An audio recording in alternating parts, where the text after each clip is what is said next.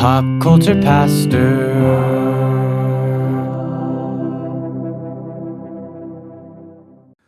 So Tucker Carlson's out, Don Lemon's out, and the face of cable TV news, it's not cable anymore, it's just TV news, whatever you want to call it, is changed forever. Very tumultuous out there in talking head land. I mean, if you want to go kind of out, it's outside of news, but yet it's still kind of broad news. James Corden's late show got canceled. James Corden's out. And so Bud Light's out. What else?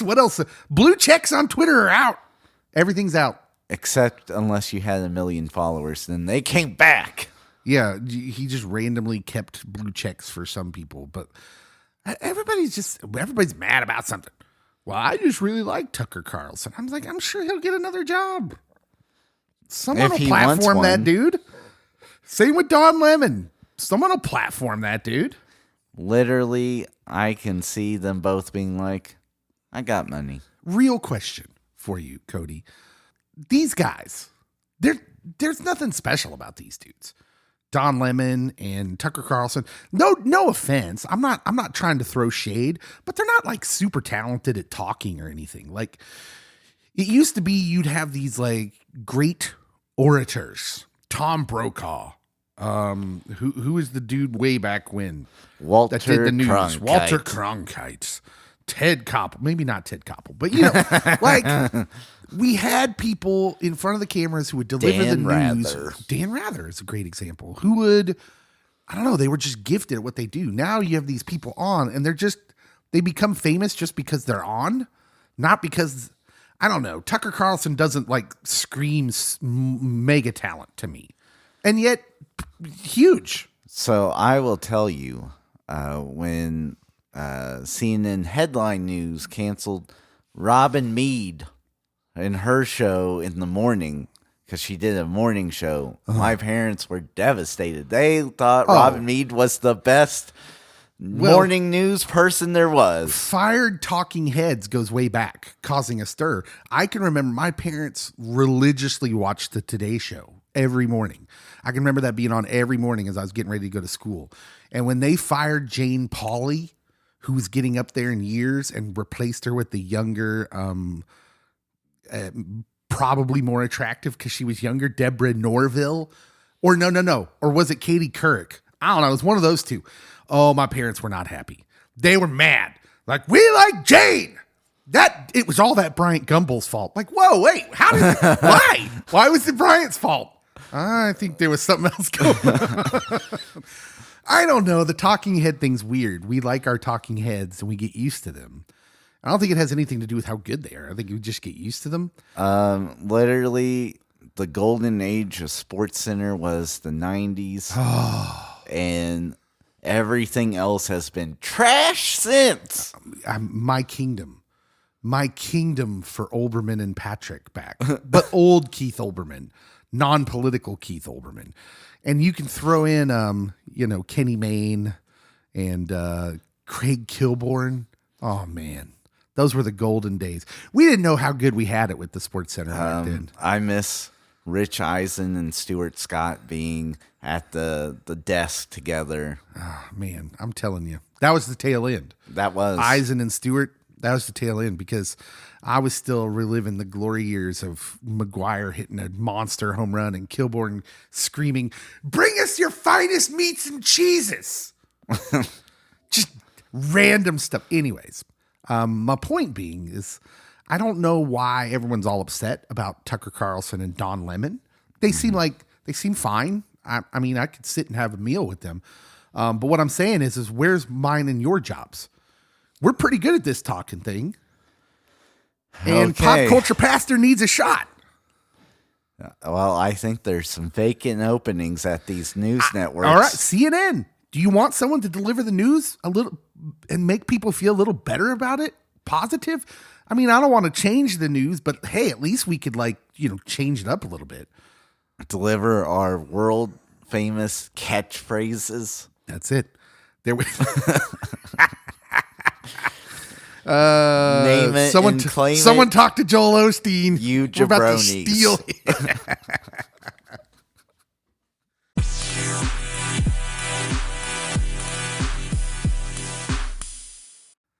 Okay, Danielle, you may not know this about me, but some of my favorite movies when I was a kid, first of all, were inappropriate probably for me to watch as a kid.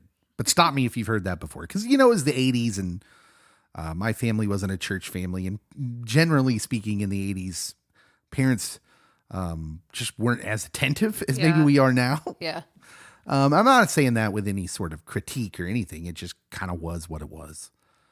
Anyways, it's not like these movies were terrible or evil or anything, but what these movies I really, really kind of loved, and they featured a bunch of cameos and celebrities, sort of similar to Ocean's 11, the Ocean's 11 movies. But these movies were about a race across the continental United States called the Cannonball Run. Are you aware of these movies? No. You're probably, so you were born in 81 and maybe you're just not old enough and your parenting made it such that you probably never came across these movies. It's not like they were terrible, but there was language and Anything themes. Dirty Dancing and worse, I was not allowed to watch. Oh, it wasn't nearly as bad as Dirty Dancing. Oh, okay. But they featured Burt Reynolds and Dom DeLuise and just a ton of other people, just whoever happened to be a celebrity at the time. Frank Sinatra's in one of them, Jackie Chan, just tons of people were in these movies. And it always featured this race across the country. And I just from a very young age. Like The Amazing Race? No, because that's a worldwide thing. Okay, but on the continental U.S. level? Yeah. And that, you have to understand the appeal of this is also that there's no such thing as GPS Right. back then. And you had to use maps. And there was still kind of this way of traveling where you could take a shortcut or the scenic route or, like now people just go from A to B and they pick the fastest route and that's what they do. Yeah. But there was something about the open road and freedom that hit a little harder back then. Plus, I just loved Burt Reynolds and Dom DeLuise together. Like a lot of movies, the best part of the movie was the bloopers at the end. Oh, where yeah. it would just be like a solid 30 seconds of Burt Reynolds and Dom DeLuise laughing together. And the way they laughed was just that. And it was so funny to me as a kid. But I really just became like the idea of the continental road trip was really romanticized in my head. I was also a fan of road comedies, Bing Crosby and Bob Hope and people like that made famous back in the day. And then they continued them with movies like Planes, Trains, and Automobiles. Is this where the dream to travel by train across the U.S. originated? Maybe part of it, but that's just a little bit more of like my love for Trains. well, both trains and the geography of the United States. Okay. Because if you're driving, you don't really get to really take in the beauty of the places you're going. And I'm not talking about just the mountain areas. There's something beautiful about Kansas. Yeah. When you just look at it and look how Completely beautiful agree. the land is. And yeah. So anyways, I want to talk about the history of the road trip. Okay. And in particular, the coast to coast road trip. Okay. Because it started probably a lot farther back than you think. And I found a little story about the Oregon this. Trail. No. Well, that wasn't coast to coast. Now, was it? That's true. I was just trying to be funny. Yeah. Well, it's not funny when you get caught in the Donner Pass, okay? This is very dangerous. It's a little bit funny. That's an extreme Too instance, soon? but it's not too soon, Too actually. soon. So I want to take you back, Danielle, to the year 1903. Many people still thinking that the horseless carriage was just a fad. With limited practical use, these automobiles were not going to be a thing. And there was a guy named Horatio Jackson, and he was eager to prove everyone wrong. And he made a bet that he could drive a car across the country back in 1903. Okay. It took him 63 days, $8,000, and 600 gallons of gas. Woo! Like, I wonder how fast he was able to go, like, back in 1903. I'm betting you weren't going much more than, like, 20 miles per hour.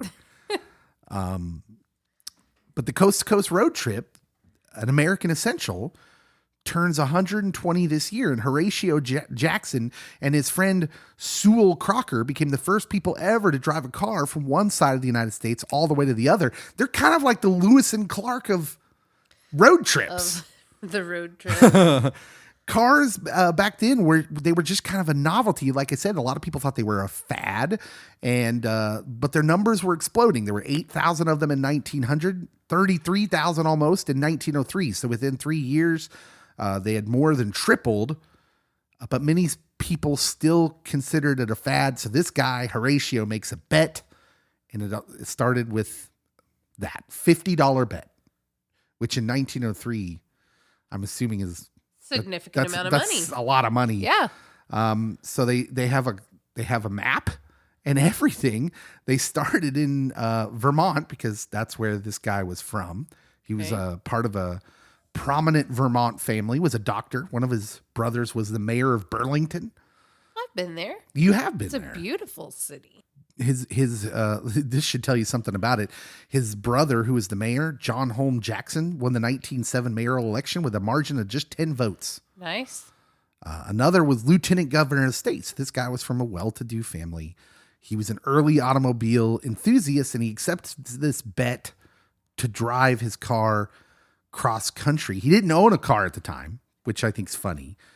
And he enlisted the help of a driver and mechanic by the name of Sewell Crocker, and on his advice purchased a 1903 Winton.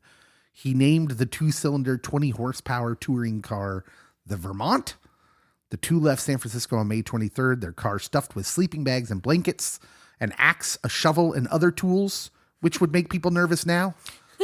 A Kodak camera, a telescope, a rifle, and a shotgun. All right. Spare parts, and as many cans of gas and oil as they could stow. Because, listen, there wasn't a quick trip.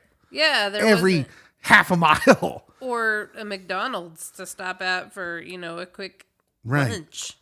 So this is really cool. Their plan was to avoid the deserts in Nevada and Utah, the higher passes in the Sierra Nevada and the Rockies. So they swung way north to follow, guess what? The Oregon Trail in reverse. They were only 15 miles into the journey when the car blew a tire. They thought they had to use the only spare they had brought. And so things devolved quickly for them at the beginning. It's even like the Oregon Trail, like you could only take a certain amount of stuff. At one part of their trip, a woman misdirected them 108 miles out of their way intentionally. So her family could see the first automobile. She did it on purpose? Yes. Oh, that's awesome. Because the automobile itself was so an attraction. New. Yeah. They blew out more tires on a rocky road in Oregon. They wound rope around the wheels to use instead. That's funny. They had to wire the Winton company along the way to send them supplies so they could repair the vehicle. They occasionally had to walk or cycle long distances to find gas, oil, or spare parts. And in Idaho, as one does, they acquired a bulldog named Bud as a traveling companion, fitted him with goggles to keep the dust out of his eyes.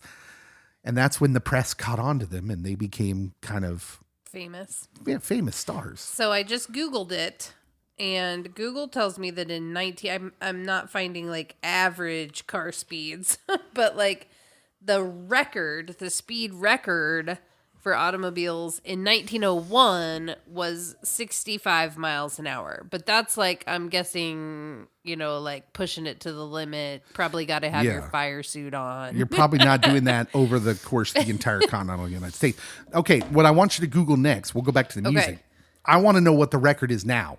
How quickly someone has gotten across the country as it stands right now. So, okay. The Real Cannonball Run. I will tell you that I just looked up recently. Our children were asking, what is the fastest speed limit in the U.S.? It's 85 miles an hour. Oh, yeah, I knew that. Wondering. Texas. Love Texas. And Oklahoma, I think. Okay, but let's guess first. Before you look it up, let's guess. How long or how quick do you think someone has gotten across the continental United States by car?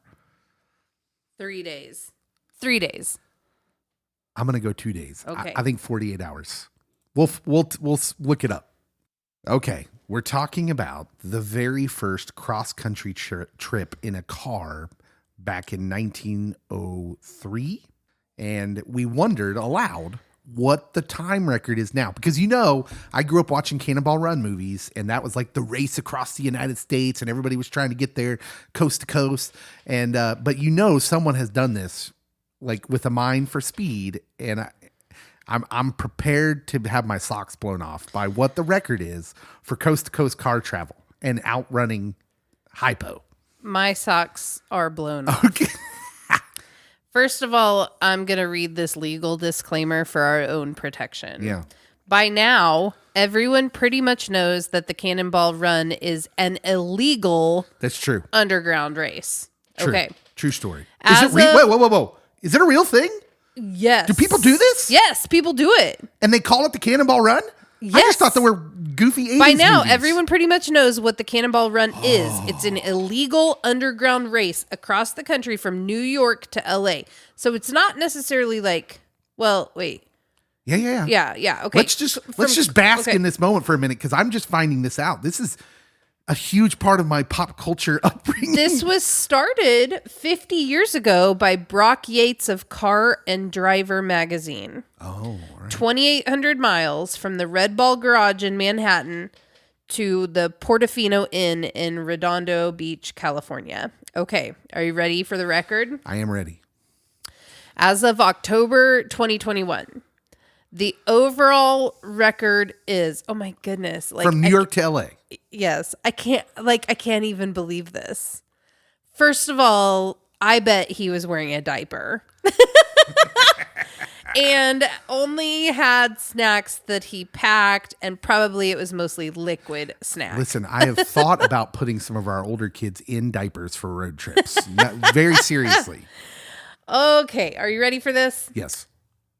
The overall record is 25 hours, 39 minutes. No! With an average speed of 110 miles per hour. Driven by Arn Toman and Doug Taboot. I don't know how to say his name. So they did take time to switch drivers. How did they do that? They drove 110 miles an hour. Without getting pulled over, right? Maybe they had sirens on. Maybe they were driving a police car. That would have got, I think, well, maybe. If you put so again, not condoning this, but in times of emergencies where I've been with family members who are trying to get somewhere quick, if you put your flashers on, some cops will allow you to be speeding and not pull you over, sometimes even escort you. Yeah, but 110 miles an hour? That seems a little excessive. Yowza. Like, first of all, I would imagine that you'd have to have a pretty high value car I wonder that could even handle that sort of excessive RPMs for that long. Well, and I wonder if they had to change tires on the way. Tires, oil, I would think might be an issue because, like, did they have a pit crew? I don't know. That's nuts. You meet us in Ohio. And we got to get that guy. We hire that guy as a driver. Hey, drive us on our next family vacation. Hey, maybe he can drive our youth group places. Honest question. Will this become irrelevant when we have self-driving cars? Well, self-driving cars aren't going to go 110 miles an hour. But what if you could? What if you could program it to? I'm just, What's it going to do? Run over the other self-driving cars that are going normal speeds? Is it going to have extendable, Will there be old people self-driving cars? Old self-driving cars that go just a little bit slower than the regular self-driving cars. Sunday self-driving cars? Yeah, a casual setting. Like, I want to get to somewhere, but I don't care about getting there as quickly as possible. I'd like to enjoy the scenery. I just want to enjoy the scenery. Yeah. What if? Will there be settings? I don't know. That's nuts. 25 hours. Wow.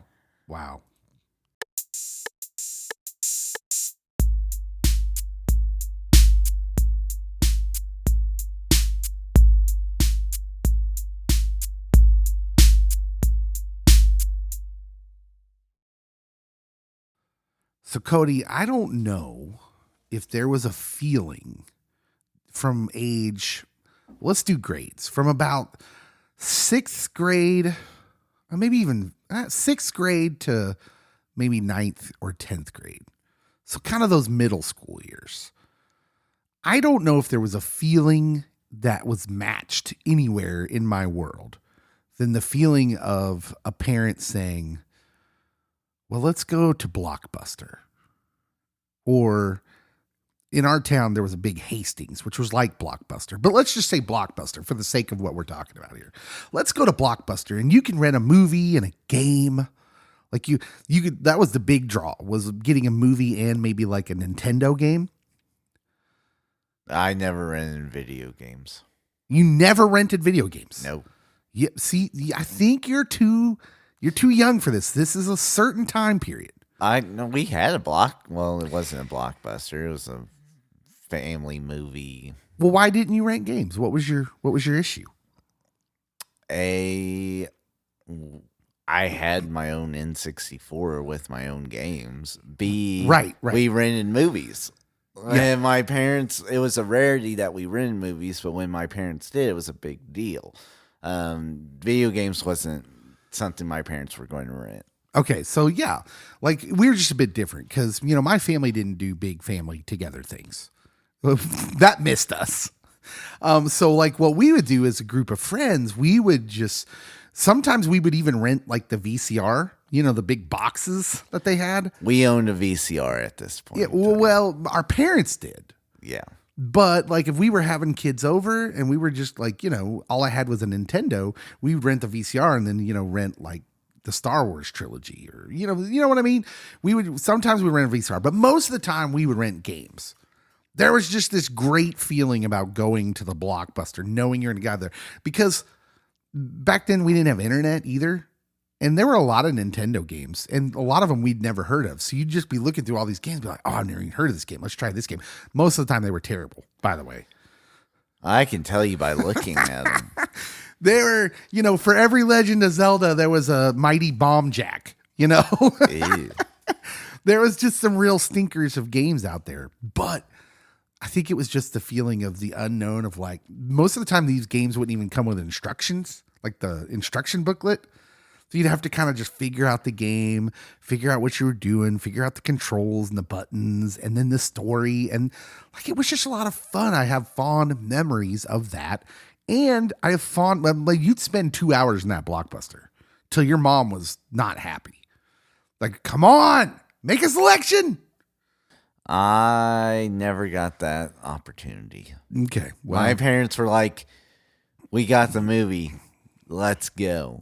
And then I'm like, but they have this machine I can put 2 quarters in and would get this cool tattoo. Nope. I could see it now. Cody's family was like, listen, you're not getting a game, Cody. We've already rented basketball. And we're going to go home and watch this.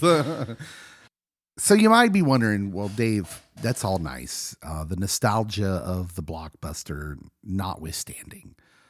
Which is high. I just loved going to the Blockbuster. Why are we talking about Blockbuster? Blockbuster is a relic, Dave. There's only like one, and it's somewhere in the Northwest. We stream everything. You don't need to rent DVDs or certainly VHS tapes. Please don't ever go back to that. There was a mysterious message on the Blockbuster website, and it sent some people into a frenzy. The message reads, we are working on rewinding your movie. That's it. That's the message. And some people are like, does this mean Blockbuster's coming back? They're back. They're back. We're just declaring it right here. You heard it here first. I'm Pop Culture Pastor. Blockbuster's back. What does that even... Buy all the stock. If Blockbuster was coming back, what would they do? Certainly not rental anymore. Nobody needs that. They have streaming. What could Blockbuster do? Let's be CEOs. Okay, so real talk, if I was the people that own NBC, I would change the streaming app from Peacock, purchase the rights to Blockbuster, and would just rename it Blockbuster. And then you get the people that would initially sign up just because, oh, this is retro. Mm-hmm. This is a familiar name that I love. And then I would have Blockbuster sections within stores like Walmart and Best Buy, and that, you want to feel nostalgia, just kind of like the people that sell the records.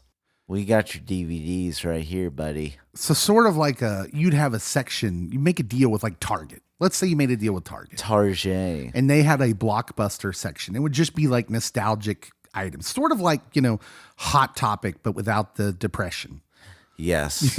Where you could actually see what you're purchasing. It's not all dark and gloomy.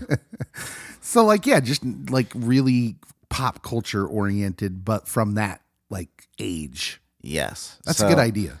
It's either that or, again, you rename one of the streaming services that's not Netflix and you go with the same color scheme. Yeah. And it's why didn't they do that? Because Netflix. But Netflix was a different thing. It was. Before Netflix was a streaming giant, kids, Netflix was a DVD peddler. You literally would rent the DVD you wanted from their website or whatever, and then they would mail you DVDs. It was so risky. It wouldn't work these days. Oh, man. You'd feel so pressured because you'd want to get new stuff. I can remember my wife and I, and this was like, listen, before we had kids, because now we couldn't do this. It's not possible. But we spent like a whole weekend watching the first season of Lost on like 4 discs. And then we were like, we got to mail these back so we can get the next ones by next weekend. Yes. So yeah, that was how Netflix started. So the confusion is why would Blockbuster? Because Blockbuster tried to do what Netflix was doing. They tried to like transition into mailing out DVDs, and they just couldn't catch up, and it didn't work. Mm-hmm. And it boggles my mind that why didn't they just go into streaming like Netflix did? I'm really hoping that they're not going back to VHS tapes or a thing. I don't need that. No, they're bulky. Let's hope not. And they weren't good quality. They weren't. So Blockbuster has this weird message on their website that says, we're working on rewinding your movie. And it's as you can imagine, this has been the first activity on Blockbuster's website in years. So people kind of got excited, like, oh, Blockbuster's coming back. Blockbuster's Twitter feed. Yeah, they have a Twitter feed where they tweeted out this new business idea. We're going to come back as a bank and use VHS and DVDs as currency. Yeah. Time to go visit your mom, which I thought was hilarious. It's worth noting, Cody, that this all happened on April 1st. Did it all happen on April 1st? I don't know. That was my guess for what you were going to tell me. No. The article I'm reading from is from March 24th. Oh, thank goodness. No. This is a real thing. Blockbuster is owned by Dish Network, which in itself is kind of part of a dying medium. Like outdated. Satellite, cable. I mean, those are going away because, like I've said, streaming. That's a thing. And why would you? Why would you pay for satellite? Exorbitant amounts for satellite, no less. A king's ransom. Yeah. So Blockbuster is kind of dropping these hints. There's a nostalgia around it. I think that's impossible to not notice. There was even a TV show, a sitcom that came out on, was it on Netflix? There was a documentary on Netflix. Okay, no, there's a sitcom about Blockbuster starring the guy that was in the Marvel movies as the FBI agent. Agent Coulson. Jimmy Choo, or what was his name? He was in WandaVision. Okay. The Asian guy. You mean... Don't say Jim. Don't do the joke from The Office. It's Jim. But yes, that guy. Okay. Yeah, no, I vaguely remember that being a thing. The documentary was far better than the show. Yeah. Because I clearly didn't watch the show. Oh. The documentary was very interesting, but mostly it's just nostalgic. Why do we like nostalgia? Why is that? Why is that something that just is so hits with us? Because in current times, we always think it's the worst of times. We What tend if to it- be pessimistic. And when we're looking back, we're like, oh, this was good. Look at the children of Israel coming up out of Egypt, and they're roaming around in the wilderness, and they're like, we were living high on the hog back in Egypt. Why did you take us out here to die? So, I mean, nothing changes under the sun. Follow-up question. What if it really was? What if we're really living in the worst of times? That's a joke, by the way. But there is something that makes me laugh, imagining the Bible kind of reimagined. Exodus, where you have the people of God roaming around out there in the desert, and them going to Moses and being like, hey, bro, we had it good back there. We had a Blockbuster. What are you doing?